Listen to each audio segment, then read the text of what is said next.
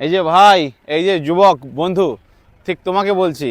হ্যাঁ, Facebook, Instagram, WhatsApp, একদম প্রেমালাপ, hi hello, বিভিন্ন রকম মেসেজিং চলে, তারপর পরিচিত হয় বিভিন্ন মেয়ের সাথে, তাই না? এবং এইটা করতে গিয়ে বিভিন্ন রকমের বিপত্তি, নতুন নতুন সাইবার স্ক্যামের একদম মাধ্যম চলে আসছে।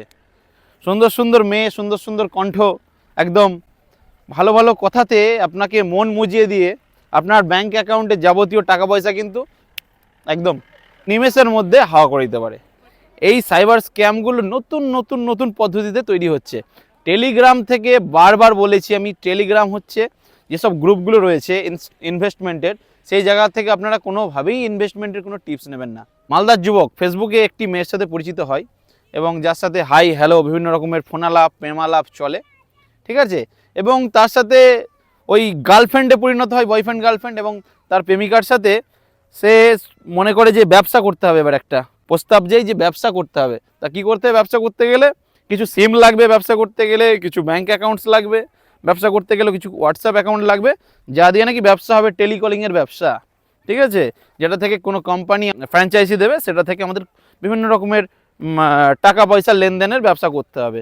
সেটা হয়তো ক্রিপ্টোকারেন্সি হতে পারে, অথবা কোনো অন্য রকমের শেয়ার মার্কেটিংয়ের কোনো ইনভেস্টমেন্ট সংক্রান্ত টিপস হতে পারে।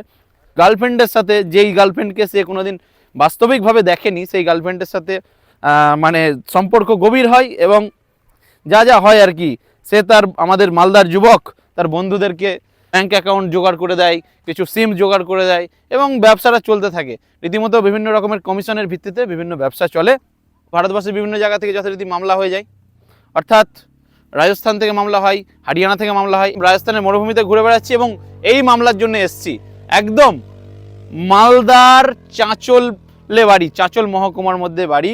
সেই যুবককে কিন্তু রাজস্থান পুলিশ গ্রেপ্তার করেছে বিহার থেকে। ঠিক শুনছেন, হ্যাঁ, সে জানতো তাকে অ্যারেস্ট করা হবে, মানে অর্থাৎ বিভিন্নভাবে তার নামে মামলা, যেমন সাইবার মামলাগুলো হয়ে গেছিলো, ব্যাঙ্ক অ্যাকাউন্ট ফ্রিজ বা অন্যান্য যেসব মামলা তার অ্যাকাউন্টের ওপর হয়ে গেছিলো, এবং সে জেনে অথবা না জেনে কিন্তু সাইবার ক্রাইমের এই ঘেরাটেপে পড়ে যায়, এবং তার গার্লফ্রেন্ডের কোনো মানে খোঁজ খবর, ফোন ব্লক সমস্ত কিছু হয়ে যায়। তো বুঝতে পারছেন, মহিলার চক্করে বা মহিলাদের ওপর দুর্বলতার সুযোগ নিয়ে বিভিন্ন রকম কিন্তু সাইবার স্ক্যাম হচ্ছে বারবার।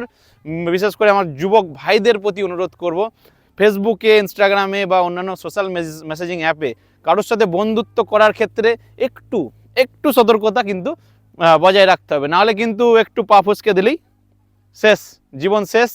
রাজস্থানের জেলে কিন্তু বাকি জীবনটা কেটে যাবে। তো ভাই সতর্ক থাকো, নাহলে কিন্তু তোমার জন্য এই মরুভূমিতে আমাকে আবার এই যে ঘুরতে আসতে হবে।